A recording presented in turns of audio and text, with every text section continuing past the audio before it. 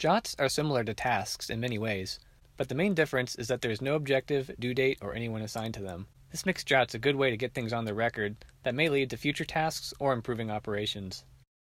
To view all of the Jots for a given company, within the company context, click Jots.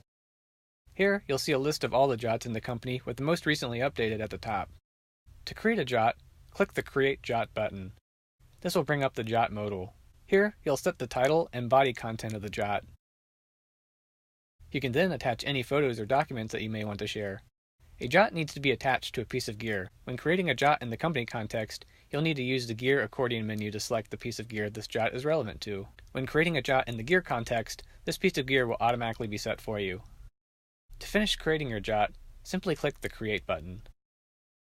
After your Jot has been successfully created, you'll be redirected to the Jot's page within its gears context. You and any other user can comment and add attachments to your Jot just like they can with tasks.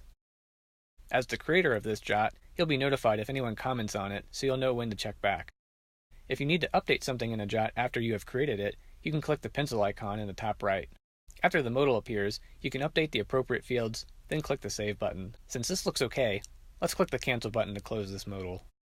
If you want to add a comment to a Jot, just type it into the comment box. You can also add file attachments to the comment just like you can with the Jot itself. To add your comment to this Jot, click the Post button. When you add a comment to a Jot, the creator of this Jot and anyone else who has commented on it will be notified. That concludes this tutorial on Jots. If you found this video helpful, please give it a like. If you still have some questions about this topic, please add a comment below. I highly recommend checking out our other GearJot tutorial videos, as well as subscribing to this channel so that you'll know when we post new video tutorials helping you get the most out of GearJot.